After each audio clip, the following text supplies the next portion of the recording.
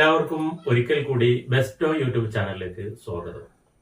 ഇന്ന് നാം ചർച്ച ചെയ്യാൻ ഉദ്ദേശിക്കുന്നത് 10ാം തരം തുല്യതാ വിദ്യാർത്ഥികൾക്കുള്ള ഗണിതശാസ്ത്രത്തിന്റെ അക്ഷരക്കൈരളിയിൽ വന്ന മാതൃകാ ചോദ്യപേപ്പറിന്റെ 4ാമത്തെ പാർട്ട് കൂടിയാണ്.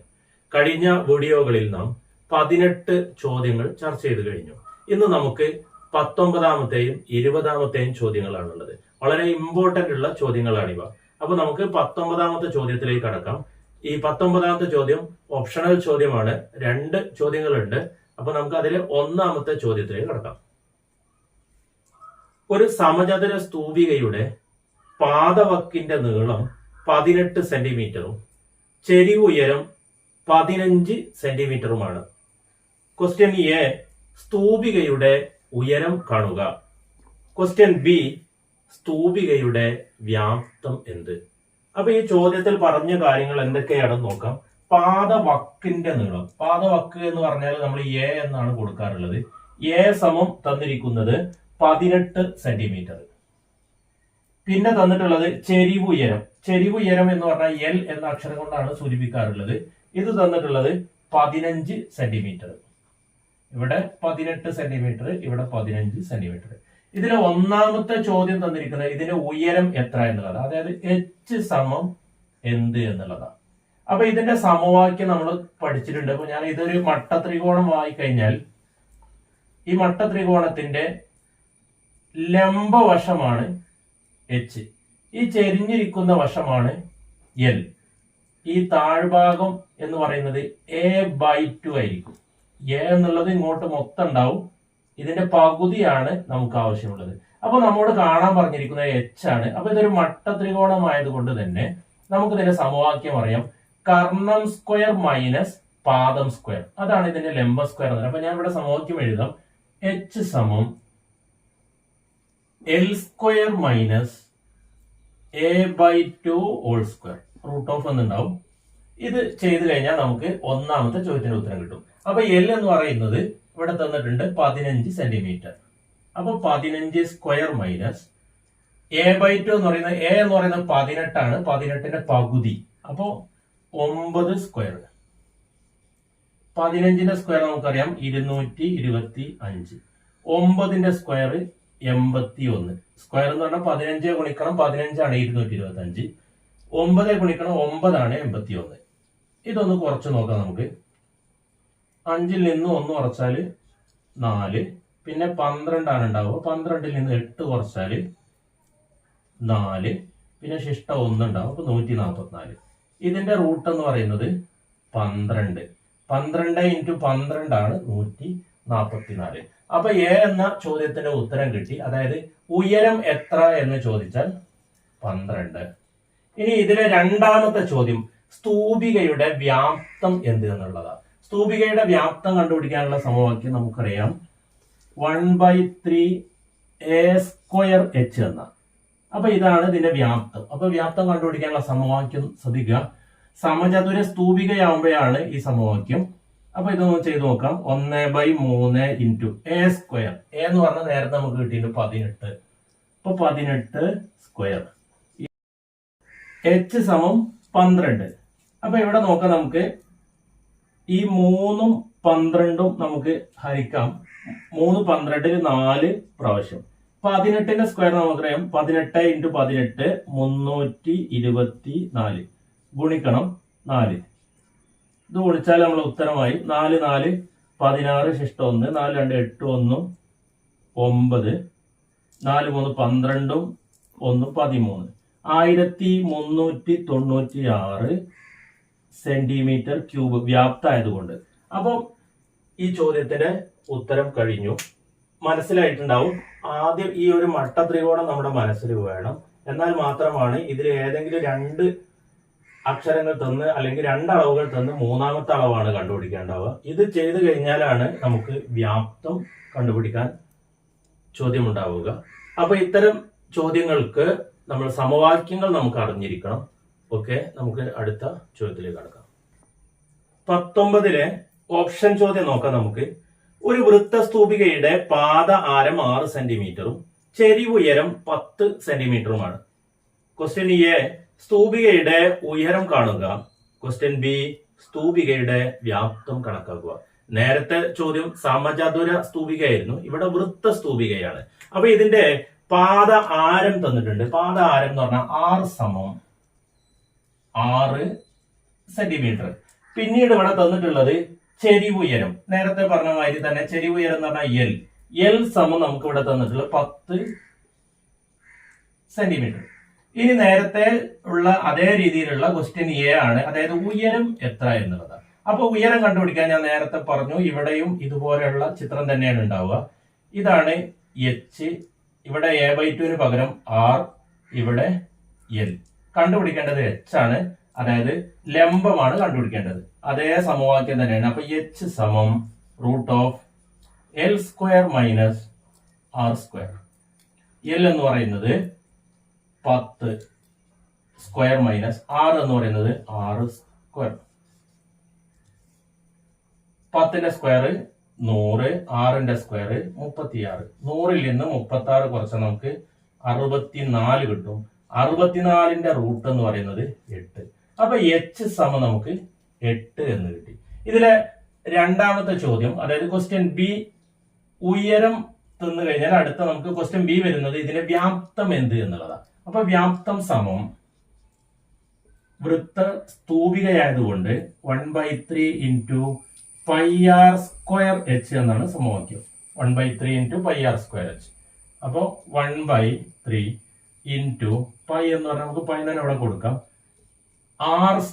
r എന്ന് പറഞ്ഞാൽ ചോദ്യത്തിൽ തന്നിട്ടുണ്ട് 6 സെന്റിമീറ്റർ.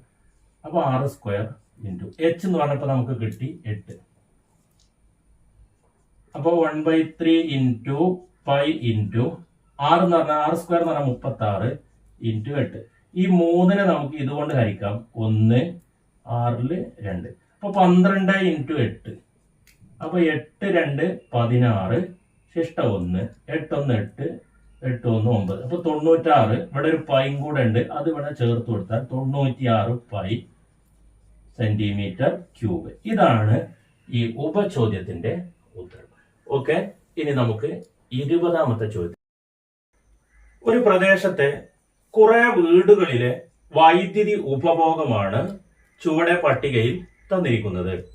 മധ്യമ ഉപഭോഗം എത്ര ആയിരിക്കും?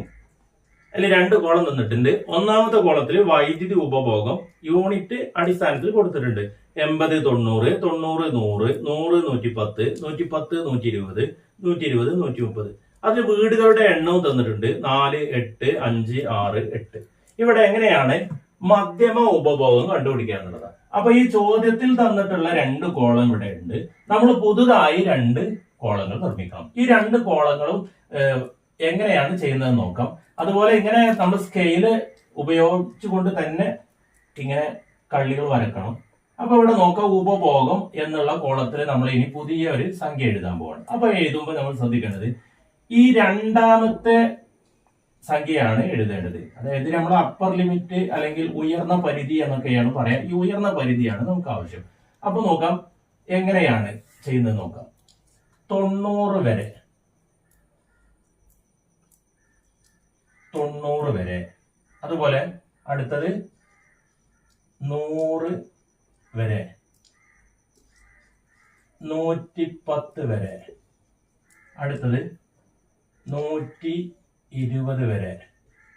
അടുത്തത് 130 വരെ. ഇനി ഇവിടെ നോക്കാം, നമുക്ക് വീടുകളുടെ എണ്ണം എങ്ങനെ എഴുതുന്നത് നോക്കാം. അപ്പൊ 90 വരെ എന്നുള്ളത് 4 വീടുകൾ. ഇനി 100 വരെ എന്ന് പറയുമ്പോൾ ഈ 4ഉം 8ഉം ഇവിടെ കൂട്ടിയിട്ടാണ് എഴുതുന്നത്. അപ്പൊ 4ഉം 8ഉം കൂട്ടി കഴിഞ്ഞാൽ 12. അടുത്ത നോക്കും 110 വരെ. അപ്പൊ ഈ 12ഉം 5ഉം കൂട്ടണം. 12, 5 കൂട്ടിയാൽ 17. അടുത്ത നോക്കാം, 17ഉം 6ഉം കൂട്ടിയിട്ട് 23. അടുത്ത 23ഉം 8ഉം കൂട്ടിയിട്ട് 31. അപ്പൊ ആകെ വീടുകളുടെ എണ്ണം എന്ന് പറയുന്നത് 31 ആണ്. ഇത് കൂട്ടി നോക്കിയാൽ നമുക്ക് ഇങ്ങനെയാണ് കിട്ടുക.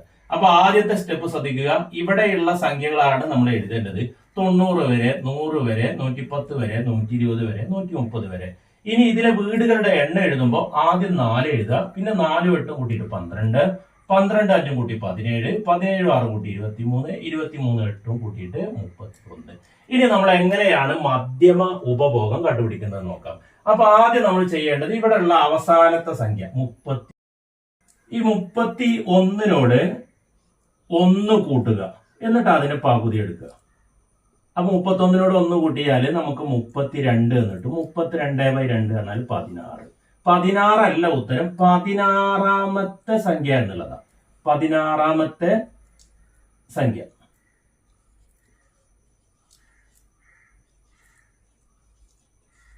അപ്പൊ ഈ 16ാമത്തെ സംഖ്യ എങ്ങനെ കണ്ടുപിടിക്കുന്നത് നോക്കാം.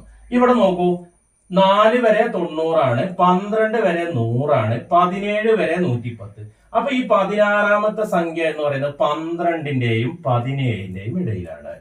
അതുപോലെ 100ന്റെയും 110ന്റെയും ഇടയിലാണ്. അപ്പൊ ഇതിനിടയിലുള്ള ഈ സംഖ്യ കണ്ടുപിടിച്ചു കഴിഞ്ഞാൽ നമുക്ക് മധ്യമ വില കിട്ടും. അപ്പൊ മധ്യമം കണ്ടുപിടിക്കാൻ നോക്കൂ. ആദ്യത്തെ സ്റ്റെപ്പ് മനസ്സിലായിട്ടുണ്ടാവുമെന്ന് വിചാരിക്കാണ്. ഇതിന് അവസാനത്തെ സംഖ്യയോട് 1 കൂട്ടിയിട്ട് പകുതി എടുക്കുക, 16 എന്ന് കിട്ടും. അപ്പൊ 16ാമത്തെ സംഖ്യയാണ് മധ്യമം.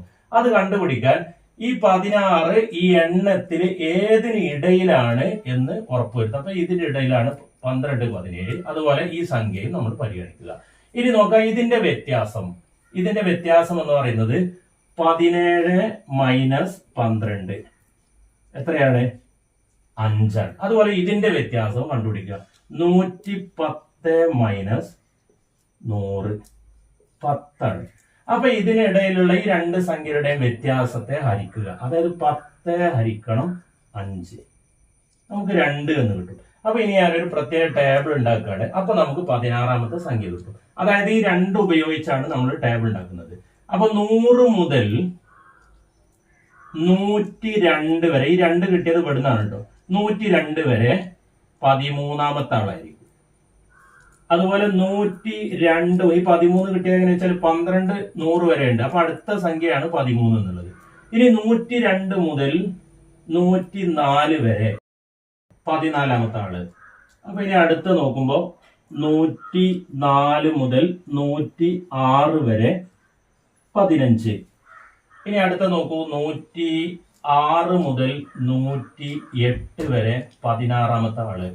അപ്പൊ 16ാമത്തെ സംഖ്യ എന്ന് പറയുമ്പോൾ നമുക്ക് കിട്ടും 106ന്റെയും 108ന്റെയും ഇടയിലുള്ള സംഖ്യയാണെന്ന് മനസ്സിലായി. അപ്പൊ ഇവിടെ ഉത്തരം എന്ന് പറയുമ്പോൾ നമുക്ക് 2 സംഖ്യയുണ്ട്. നമുക്ക് 2 സംഖ്യ അല്ല വേണ്ടത്, ഒരു സംഖ്യയാണ്. അപ്പൊ 16ാമത്തെ സംഖ്യ എന്ന് പറയുന്നത് ഇതിന്റെ ഇടയിലുള്ള സംഖ്യ, അതായത് 107. അപ്പൊ ഇതാണ് ഈ ചോദ്യത്തിന്റെ ഉത്തരം. അപ്പൊ ഇതെങ്ങനെയാണ് മധ്യമം കാണുന്നത് എന്ന് നമുക്ക് മനസ്സിലായി. ഉപഭോഗം ഇതുപോലെ എഴുതുക, എണ്ണം എഴുതുമ്പോൾ കൂട്ടി എഴുതുക. കൂട്ടി എഴുതിയ സംഖ്യയെ പിന്നീട് നമ്മൾ ചെയ്യേണ്ടത് ഈ അവസാനത്തെ സംഖ്യ ഇതിനോട് 1 കൂട്ടിയിട്ട് ഏതാണ് മധ്യമ സംഖ്യ എന്ന് നോക്കണം. അപ്പൊ 16ാമത്തെ സംഖ്യ എന്ന് കിട്ടി.